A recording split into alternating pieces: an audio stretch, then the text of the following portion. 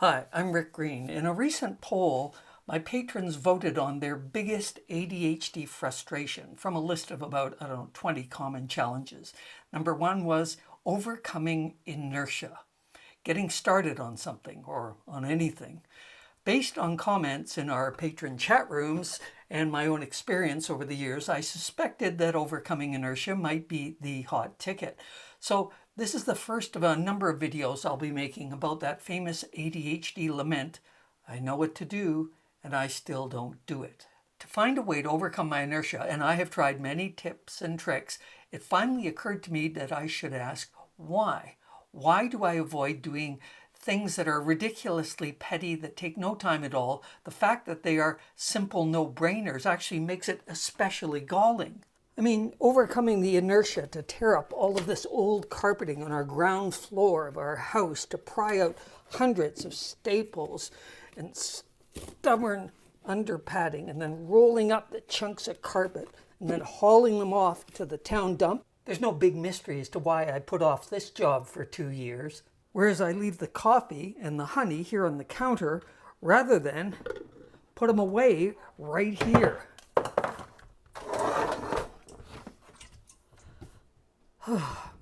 I know that these little incompletions are trivial, but the impact cumulatively is not. If I can't find the wherewithal to put away the toothpaste or hang up my coat rather than throw it over a chair, how can I muster the confidence to tackle a big project like tearing up all the carpeting or producing a television series, 105 episodes, producing and directing, co-writing, co-starring? How did I manage that? How did I do that?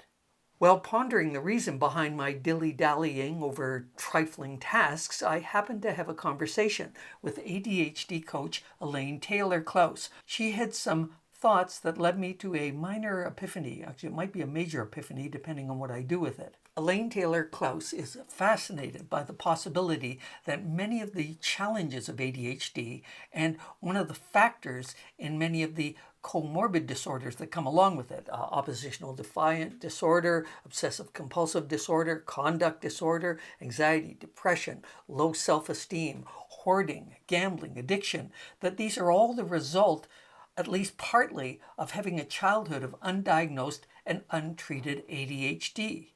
Now, I'm not suggesting ADHD isn't real. Dopamine is a factor. Our brains are structured and function differently, different levels of brain waves.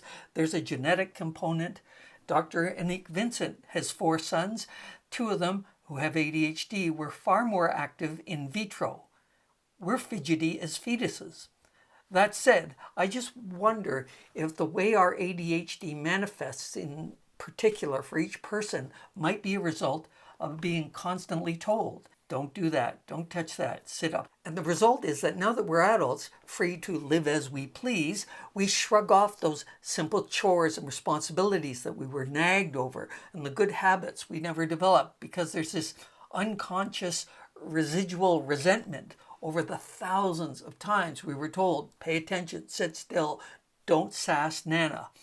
And since that conversation with Elaine Taylor-Klaus, I've noticed that many of the symptoms that are used to diagnose ADHD are things every child hears, ADHD or not. Don't fidget, wait your turn, pay attention, stop talking, just listen. And most people can do that, not us. Having ADHD makes those things so hard to do. So we are told over and over and over. Later, in adolescence and then adulthood, we're free to do whatever we want. We can do what we want, when we want. We can spend as much as we like. We could even do nothing. I never pause to consider why I resist, why that inertia feels so heavy, so ingrained. There's this resentment underneath it. We all appreciate that it's holding us back. We may even curse it. We can curse ourselves about it, but do we ever pause to ask why? Why in particular? Why do I only like wearing jeans? Is it because we had to wear these really uncomfortable flannel pants to go to church, and I didn't like church? We never pause to ask why. We are rebels without a pause. And I think, at least for me, there's an almost childlike, terrible two knee-jerk, you're not the boss of me.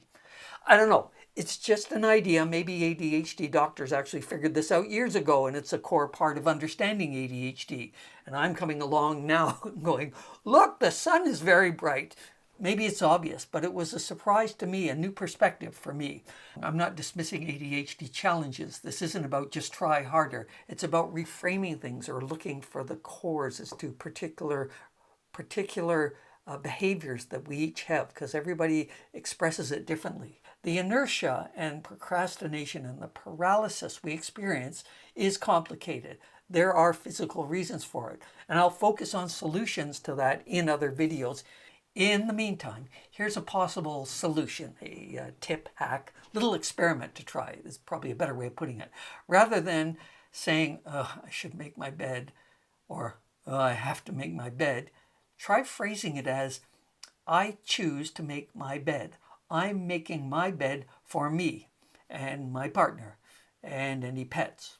Hope this helps. Please like, share, comment, and even become a patron. Ciao.